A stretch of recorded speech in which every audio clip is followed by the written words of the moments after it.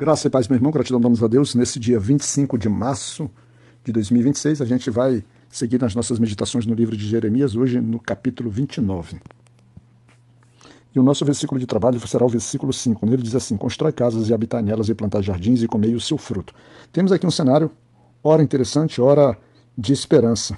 De esperança numa situação em que, na verdade, ela parecia desesperançosa.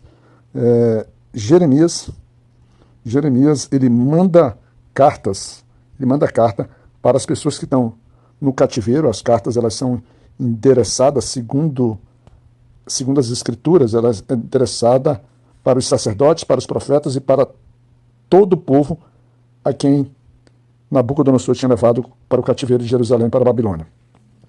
Essas pessoas estão lá e elas estavam, assim como já vinham sendo trabalhado pelos falsos profetas, pelas pessoas que usurpavam o direito de levar uma mensagem verdadeira do Senhor e acabavam levando suas próprias mensagens.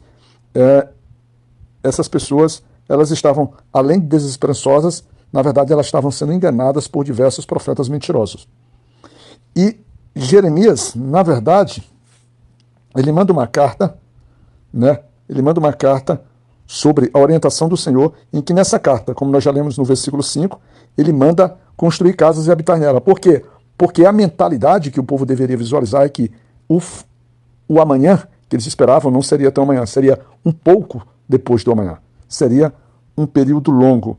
Então, Deus está estabelecendo para que eles construam casas e habitar nela, para que eles plantem jardim, para que eles comam do fruto, para que eles tomem mulheres por esposas, para que eles gerem filhos, para que eles se multipliquem, e principalmente aquilo que está no versículo 7, que é fundamental para o desenvolvimento deles como povo, como nação. Apesar de estarem cativos, o Senhor estabelece, no verso 7, e buscai a paz da cidade, para onde eu vos fiz transportar em cativeiro, e orai ao Senhor por ela, porque na sua paz vós tereis paz. Ou seja, eles deveriam se inserir socialmente naquela comunidade, apesar de serem escravos, procurarem prosperar, procurarem construir suas famílias, procurarem ajudar a cidade a se desenvolver, porque foi o Senhor que os levou até lá. E muito claramente, aquilo que estava sendo anunciado para eles, que seria um curto período, como alguns disseram que em 2 anos, ou em 2 dias, ou em 2 anos eles retornariam, isso de fato não iria acontecer. Porque esses profetas, eles usavam falsamente o nome do Senhor para levar ao coração deles uma mensagem que o Senhor não havia enviado. E aí o Senhor deixa muito claro que eles passariam 70 anos, e após 70 anos seriam visitados pelo Senhor. E aí sim, quando eles fossem visitados pelo Senhor, e aí eles retornariam sobre a ordem e a proteção do Senhor. E aí quando a gente chega lá no versículo 11, ele estabelece por que ele diz assim. Por quê? Porque assim diz o Senhor, após se completar os 70, ele diz assim, lá no versículo 11, porque eu sei os pensamentos que eu tenho sobre vós, diz o Senhor, pensamentos de paz e não de mal, para vos dar o fim que esperais. E aí ele continua, então me invocareis e ireis, e orareis a mim, e eu vos escutarei. E vós buscar-me-eis, e me encontrarei quando vós buscardes por mim com todo o vosso coração.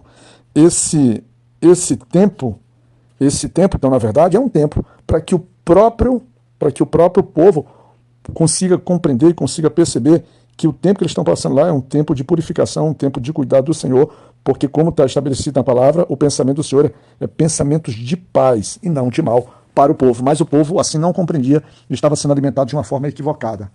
Uma forma equivocada e mentirosa. E depois eles seriam, então, juntados, após os 70 anos, novamente junto ao povo como um todo. Cada um que foi espalhado seriam reconduzidos, e aí estaria ao lugar de onde Deus os havia tirado. E aí isso era importante para eles, por quê? Porque muito provavelmente eles estavam nas lamentações, porque eles olhavam que eles estavam lá, mas sabiam que existiam outras pessoas lá em Jerusalém, que haviam ficado. Então, na cabeça deles, essas pessoas estavam melhor. E aí é que vem a grande surpresa, porque durante todo o percurso, até esse momento, o Senhor sempre dizia, a mensagem de Jeremias dizia assim, rendei-vos, se entregai-vos, vamos dizer assim, não combatam contra esse povo do norte, porque esse povo do norte é uma força enviada pelo próprio Senhor, sendo que o próprio Deus disse que Nabucodonosor era servo dele, né? Era servo dele porque ali ele era um instrumento, era alguém que trabalhava para realizar a vontade do Senhor. E quanto a esses que não saíram convosco ao cativeiro, ou seja, que ficaram lá, ou seja, claramente desobedecendo aquilo que o Senhor estava estabelecido, ou tinha estabelecido como a verdade e aquilo que eles deveriam cumprir, olha o que o Senhor diz, para que às vezes você possa imaginar que a tua situação é ruim e olha para o lado achando que é do seu amigo, né?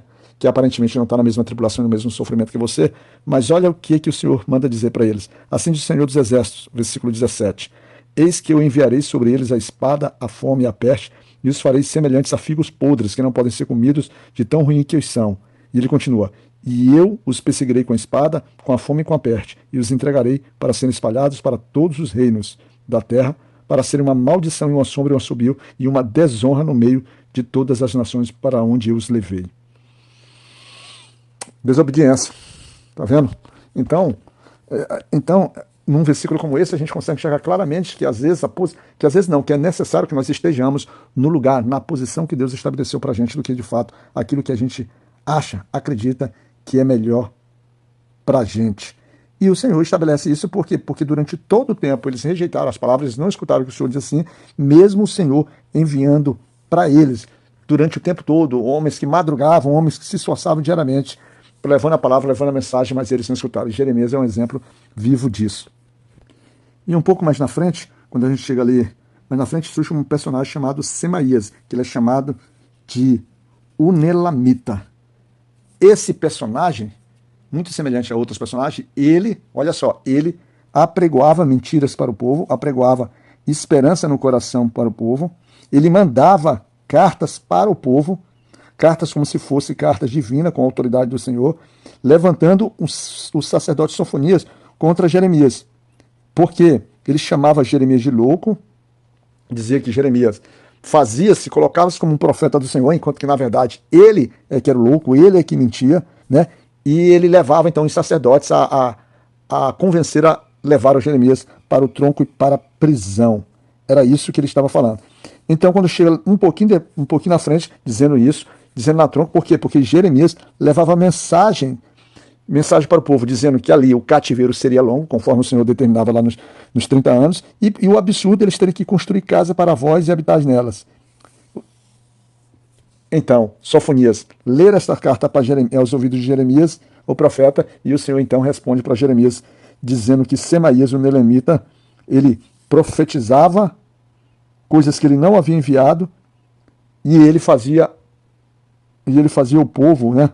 E ele vos fez confiar em uma mentira, fazia com que o povo confiasse em uma mentira. Em resumo, aí o Senhor anuncia que esse personagem, que era o Semaías, ele seria punido, né? E a sua semente. Ele e a sua semente seria punido. Não lembra aquelas casas que às vezes um fato nosso alcança as nossas gerações futuras? E tem sempre essa discussão se o filho deve carregar o pecado do pai. É claro que ele não carrega o pecado do pai, mas frutos, às vezes a consequência, às vezes é tão grave que acaba alcançando e criando, vamos dizer assim, o dano sobre os filhos. E é isso. Mas isso não quer dizer que o filho, na sua própria condução, na sua própria relação com Deus, no seu próprio cuidado, zelo e temor à palavra de Deus, não obtenha a sua, vamos dizer assim, o seu próprio galardão. É diferente. O pensamento sobre isso é diferente. E ele diz assim, então as descendências, né, as gerações dele não prosperariam porque ele ensinou rebelião contra o Senhor. Então a gente vê claramente que aqueles que têm o tempo todo feito oposição a Deus, ou levantando mentiras, ou através da própria desobediência, como foi o povo, por vezes não, certamente será necessário passar pela justiça e pela ira de Deus, mesmo que algumas vezes o objetivo é apenas a correção e a retomada vamos dizer assim, da recolocação do Filho de Deus na sua verdadeira caminhada cristã, tá bom? Fica na graça de Deus, o Pai Todo-Poderoso, e que o Senhor possa nos cuidar.